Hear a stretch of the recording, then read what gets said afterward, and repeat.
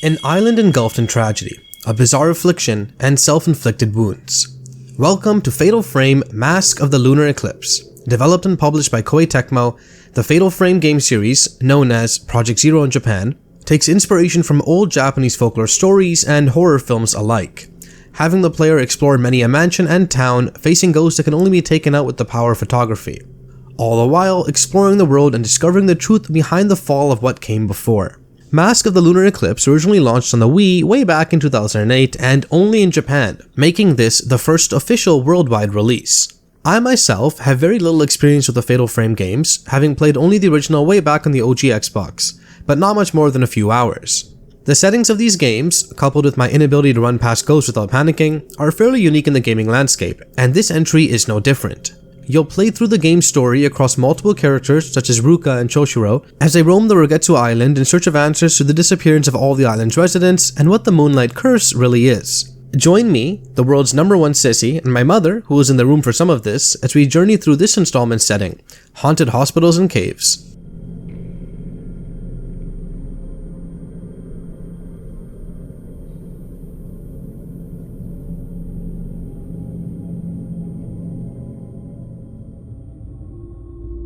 As a survival horror game, your primary objective is to scour the level throughout each chapter thoroughly, collecting resources and key items to progress the game's story.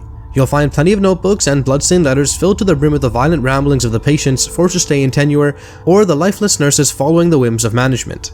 But you'll also find upgrade material and lenses that you can fit into your camera obscura and spirit stone flashlight, weapons that you'll need to fend off the spirits that want to violently stab and/or hug you to death.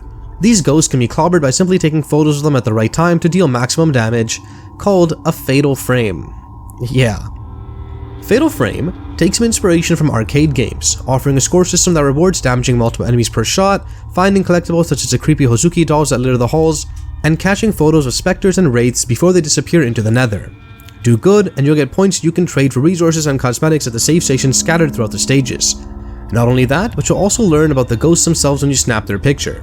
There's quite a bit of fun to be had with this gameplay setup, and it gives the player a good reason to replay the game. I was also encouraged to play more dangerously, not only to beat the ghosts faster, but to crank out a high score. That's one urge I'm happy to have for the rest of my life. The player characters all have quite a bit of heft to them, and that'll be no surprise to anyone that plays horror games, a genre full of unreasonably slow protagonists, as all of the characters are happy to fight you as you trudge through levels. The game offers a run button, but I couldn't describe it even as a jog at best. It looks more like a shuffle, the kind you do when you need to get to the restroom, but the contents of yesterday's meals are well past your sigmoid colon. This slowness doubly applies to combat, and while the operations aren't exactly Usain Bolt, pulling up your camera or flashlight while positioning yourself to take the best photo of your life does start to wear on you. A mechanic you'll notice very early on is having to hold down the B button to pick up or use something in the game world. I babbled to my mother that this would be a cheap jump scare mechanic somewhere down the road, to which she rolled her eye and said the Turkish equivalent of, "Yes dear." And I was right. Arms will sometimes reach out and grab you when you're reaching down for items, stopping you in your tracks and taking whatever you were trying to reach for. But despite flatlining my poor heart, I was more annoyed by how items would randomly show as interactable despite walking past them multiple times. If you think you're missing something, just waltz back one more time and you're bound to find whatever you last missed. This frustration also extends to the menu system, where there are 3 whole different displays for logs and items and whatnot. I never got used to which menu option was where, even at the end. Now with the teeth graters out of the way, I do want to say that the game is pretty fun. Yes, running from bad guys in cramped environments and having to bait ghosts into the lens of your camera can be sometimes annoying, but I found it exhilarating. Even more so when I catch a ghost that's right about to attack me in the act, which lets you follow up with a faster attack for free. Exploring the island is also very interesting, and there's a lot of details scattered throughout each room. And for a Wii game, the title holds up fairly well visually, as character models and lighting really stand out in the presentation, which is otherwise low resolution textures and models. The story of Rogetsu Island, and the once-a-decade festival its people partook in, is told through many a cutscene, notebook, and audio entry. Each character you play as will recollect memories of their past, such as Ruka and what occurred during her stay, and Choshiro, who found 5 girls in a dark cavern deep below while investigating the island. There's plenty of visual storytelling to go along with this, although I found it to be a bit too on the nose at times with the intent that was being conveyed. A violent patient harming another portrayed as a wraith, or a room covered in red stains leaving you wondering what happened, up until you find the notebook entry right on top of what unfolded. But I loved the atmosphere of the game. The sound effects complement the stage as well, along with the ambience. Rickety doors, broken announcement systems, walking over bits of shattered glass. Exploring these environments rewards you with a sense of wonder and dread, and even better, the characters rarely talk. They speak only to serve the story, and the game leaves random commentary to the players when it decides to spook you. In an age where game characters and horror protagonists feel like they need to comment on just about everything, I really appreciated the observation of the golden rule.